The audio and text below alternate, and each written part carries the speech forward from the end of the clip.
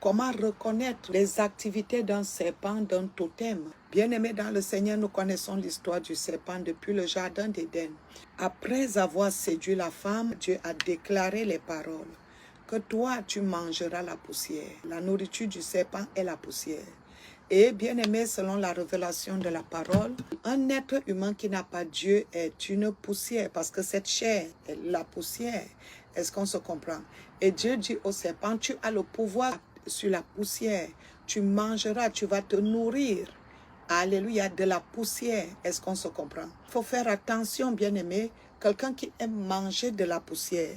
Le calabat, c'est quelque chose qu'on tire de la terre. Alléluia. Et c'est l'un des signes, parce qu'il y a plusieurs signes, pour reconnaître que, alléluia, on est habité par cet esprit.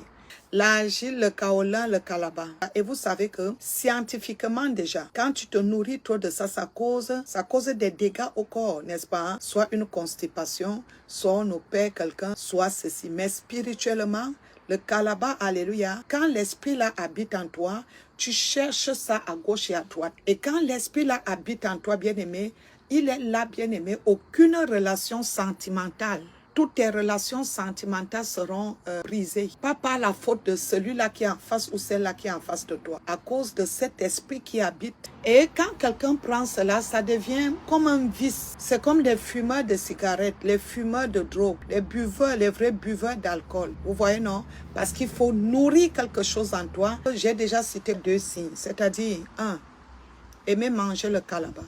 La séduction, ton habillement, c'est-à-dire tu vas voir comment il se tourne la selle, exposer son corps, séduire. Il faut faire très attention pour ces 2 choses-là, parce que la séduction t'amène à vivre l'impudicité, à vivre ce que Dieu est. Nous sommes sur terre pour Dieu, bien-aimé dans le Seigneur. Troisièmement, bien-aimé dans le Seigneur, quelqu'un qui est tout le temps malade, les petites maladies, c'est-à-dire ton corps est le temple des produits chimiques, les malaises, les maladies.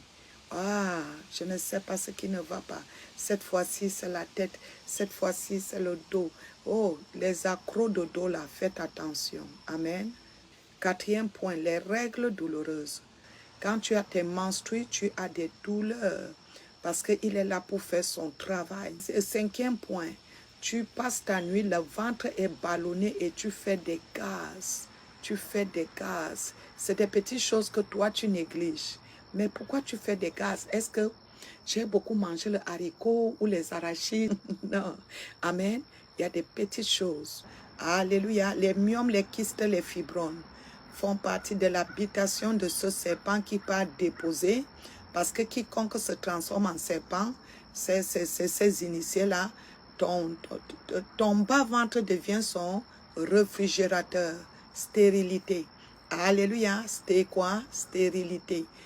Trompe bouchée, trompe ceci. Je poursuis. Les couches de nuit, c'est l'habitation d'un totem et il doit venir faire, alléluia, son travail. Mari de nuit, femme de nuit, démon des eaux. Tout ça fait partie du serpent mystique, du totem que tu écoutes là. Est-ce qu'on se comprend? Sécheresse financière, je suis au 7e point. Parce qu'il est là pour te nuire et il reçoit tout ton potentiel. Alors, dans un couple, comment reconnaître? Dans un couple maintenant, alléluia, tu n'as pas le goût de l'autre. Tu n'as pas tellement envie de l'autre. Et parfois, quand l'autre vient avec toi, pour que vous soyez dans votre jardin d'Éden, c'est-à-dire tu ressens les douleurs. Quand vous êtes déjà en train de manger votre fruit défendu, tu ressens les douleurs. Non, chaque fois qu'il va ou chaque fois qu'on est ensemble, je ressens des douleurs. C'est-à-dire, tu ne veux pas, tu as le dégoût, tu trouves toujours les raisons. Oh, j'ai mal à la tête. Oh non, vas-y alors. Dans le couple, c'est ça. L'autre rejette l'autre et l'homme est touché par les faiblesses. Parfois même ces faiblesses vont à l'impuissance. Parce que cet esprit de serpent est jaloux. Pousse la femme ou l'homme à être à l'aise plus dehors que dans son foyer. Parce qu'il doit se nourrir des autres potentiels, des autres étoiles. Quand tu vas dehors, tu laisses l'homme de ta vie, tu laisses la femme de ta vie. Alors ce que tu ramènes là, lui doit se nourrir. Je veux pousser en disant, tu vas entendre que le spermatozoïde de cet homme est faible. Ne peut pas aller jusqu'à la nidation, à la fécondation. Et ces hommes existent, ces hommes qui n'arrivent pas à enfanter. Au nom de Jésus-Christ, je déclenche en toi la vie de Christ. Est-ce que tu peux dire Amen? Au nom de Jésus-Christ, je prie qu'avant que cette année ne finisse, que tu puisses réaliser, que tu puisses recevoir ce que tu attends de Dieu. Je vous aime dans le nom de Jésus. Mouvement d'accomplissement divin sur ta vie. Au nom puissant de Jésus, que Dieu te bénisse.